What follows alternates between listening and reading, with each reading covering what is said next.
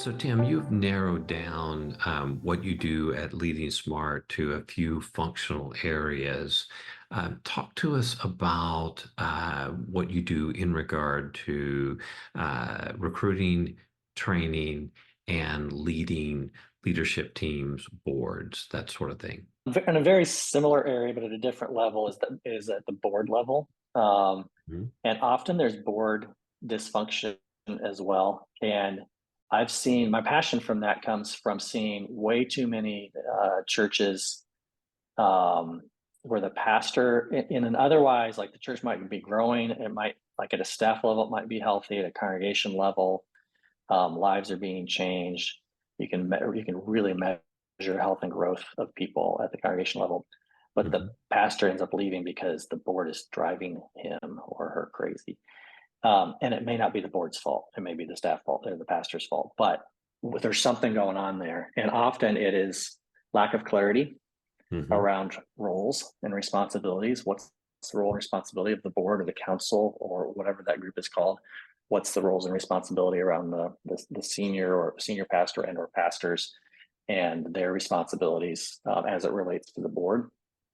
Um, and boards often will cycle. A lot of churches will have terms where the boards, will be new people coming in, and so someone comes in and they had this experience because they used to be on a board of a nonprofit or they were on a board of a corporate environment, and they bring that into the room without some appropriate onboarding and understanding. Here's what the board responsibilities and roles look like at our church, at our organization, and then uh, 2 years later that person's the chair, and then the pastor is going crazy because he or she is just like, I can't operate where I feel like I'm not able to lead the team.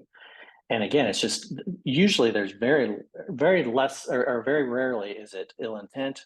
Is it is it power play? I mean, that happens, but often it's just lack of clarity around roles and responsibilities. So I'm working with a church right now on the West Coast where we're just jumping into that. It's a healthy church. It's a growing church, several thousand people attending. Um, but the board and the pastor are kind of doing this, like to just Mhm. not, and they're just saying, "Hey, come in and kind of help us figure this out, so we can," because the board itself and the pastor, they want it to thrive, they want it to work. They don't want the pastor to leave; he doesn't want to leave, but you can see it happening if they can't figure this out. So, Tim, let's talk about the size of the leadership group. Do you have thoughts about what the ideal size is and how that plays out in a church setting? I do think that the size of that team and how many people in the room really doesn't matter. At the same time, I realize that there's deep historical reasons sometimes for how many people are in the room and how many people are included.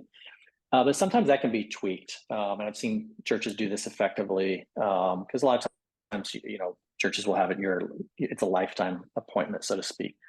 But then how they kind of make that functional is they have kind of governing people who are actually governing during that time, and others who are kind of like um, in the batter's box. I don't know if I can use that term, but Mm. they're ready to go. They're ready to jump in if they need to. But they've been a governing elder, board member, session member, whatever in the past.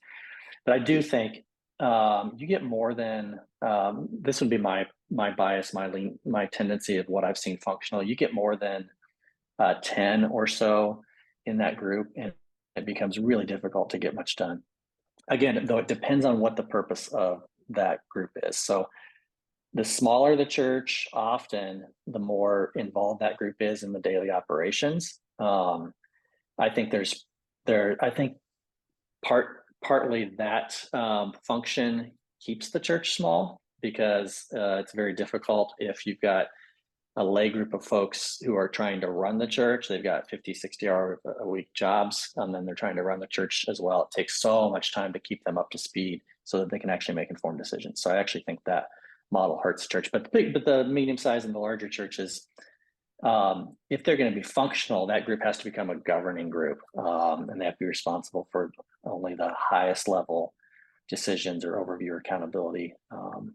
And so how many people are in the room for that makes a difference. Now, I've seen some boards where I've seen some boards where they've got over 100 people, and Mm. but they're meeting twice a year, and they're getting kind of a very high level, macro level report of the church, and they're there to basically jump in and engage if there's a crisis, and that's kind of their full responsibility. I don't think that's the best, but I do see some churches that have figured out how to operate that way and make it work. Tim, we've talked about the importance of systems and culture and some of the other areas. Talk to me about systems in regard to leadership boards. Yeah, I'm a big believer that systems can solve just about everything. That's not exactly that's an exaggeration, but a lot of times it's because there's not a good system in place. So, for example, at the church I just stepped off the staff from at Willow Creek, they didn't have a system for onboarding, and so people would come into the room and they'd be at their first room, they'd be ready to vote on something, and they didn't know anything about what they were expected or what was going on. What is their job? And so Mhm. we implemented a 1 year onboarding. So once they were nominated, elected to be, in their case, they called it an elder. Um, they were 1 year onboarding, and towards the second half of that year, they would actually start attending meetings, full voice, no vote.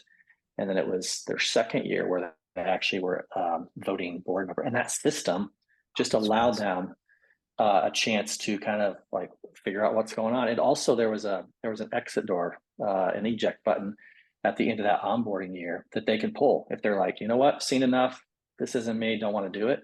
And same for the rest of the board. They could say, you know what, this person has been through onboarding. Now we've had them sit in our meetings for 6 months. Eject button. Now we never had to pull that. You do a lot of vetting on the front end, but there was that system. It was just a system in place that allowed, once they got into the room and they were actually voting and operating as a full functioning elder, just a lot more health, a lot more smoothness, especially with the staff. I imagine that recruiting people into those positions is actually easier when you say there's a assimilation and training period, and you've got to get out of jail free card if this is not the calling that you have on your heart. So I think that's a great and fascinating process.